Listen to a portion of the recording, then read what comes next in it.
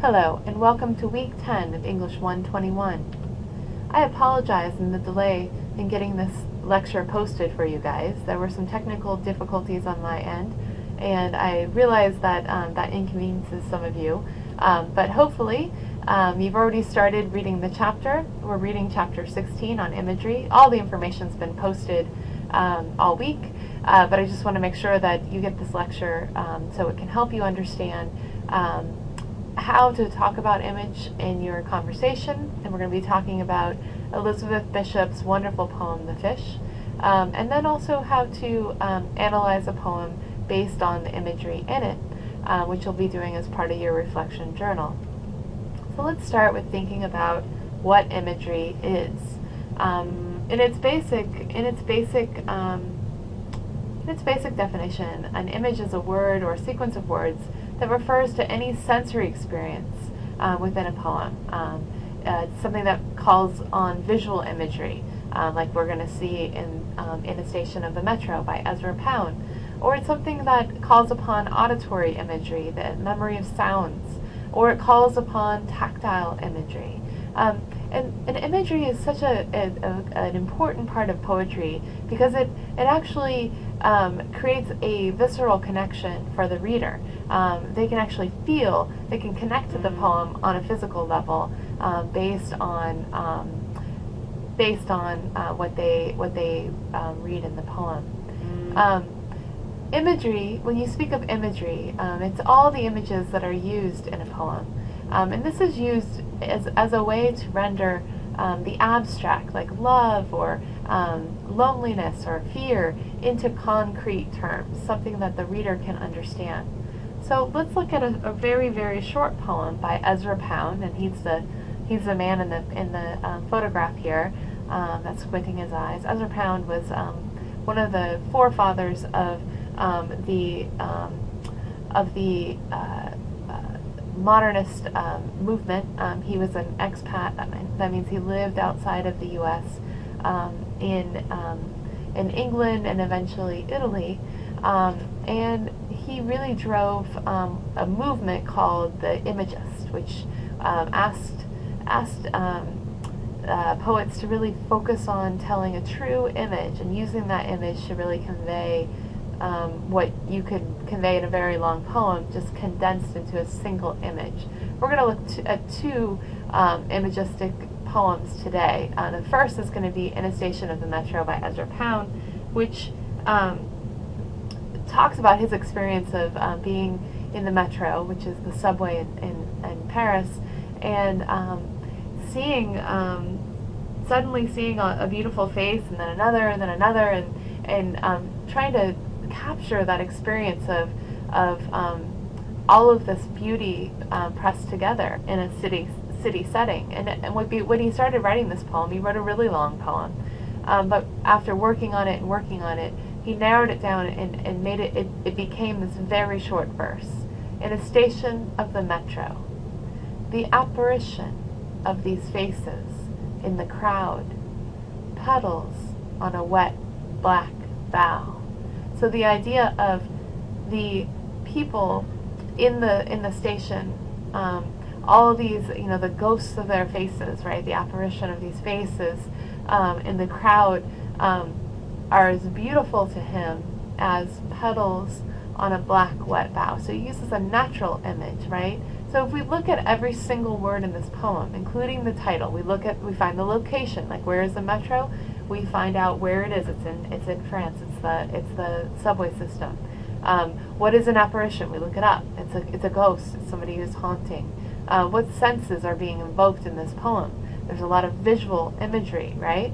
Then you try and figure out what is being compared. So what feelings does this poem invoke by taking a city image of people in a station of the metro, right, against a natural image of petals on a wet black bough of a tree, right? So what do you feel based on that opposition? And that's the magic of imagism. That's the magic of making an image, is that there's a gap between one image and the next, and you're supposed to mind that gap, really try to understand the feeling between those two things, and that's what creates the beauty of the poem. So let's look at another one. This is called Oread, and it's by H.D. Hilda Doolittle. She was actually engaged to Ezra Pound for a short time. They wrote together, and he found her to be one of the best imagists he'd ever seen. This poem, Oread, asks you to look up what does the word Oread mean.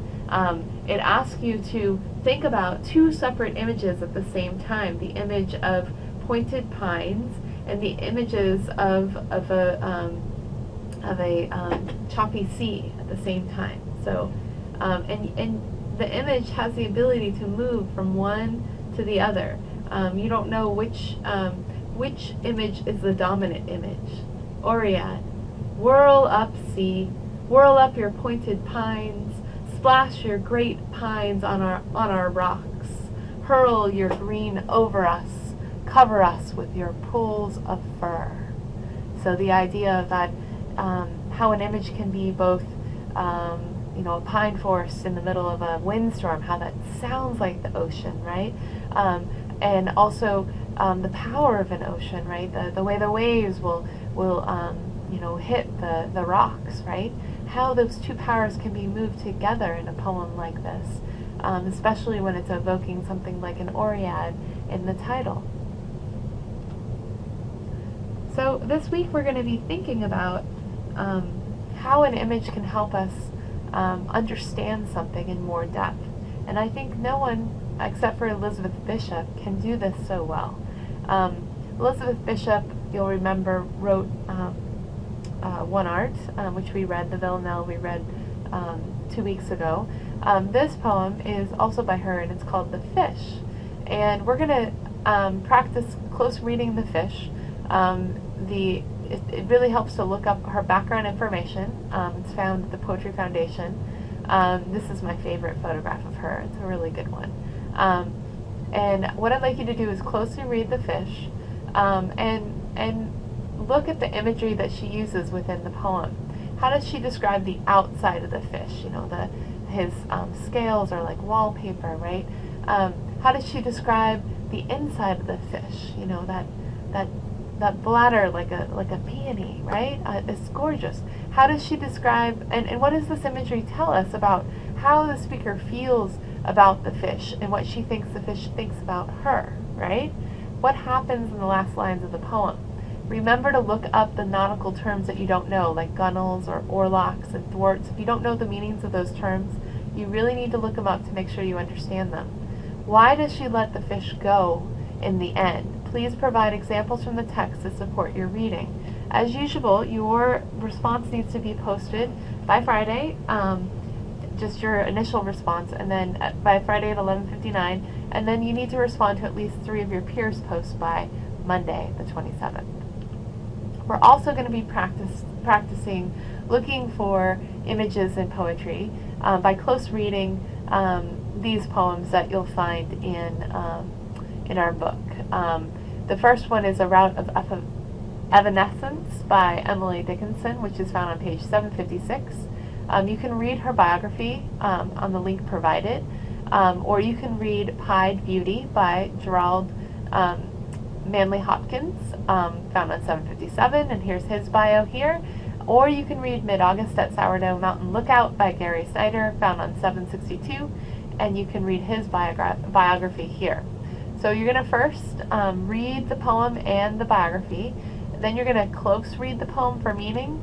Then I'd like you to look at the imagery in the poem. What are the poem's key images, and in what order do they appear? What is the poem's title, and what does it suggest about the imagery? What senses are being evoked in the poem? What attitudes or emotions do the images suggest? Does the mood change from start to finish? If so, how? What is suggested by the movement from one image to another?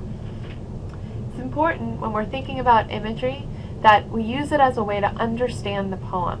So there's going to be images in here that are going to help you understand what is A Route of Evanescence to Emily Dickinson. And there's a big hint here next to you with a picture of a hummingbird. Use the images that you find in the poem to help you understand what the poem means and what the poet is trying to convey.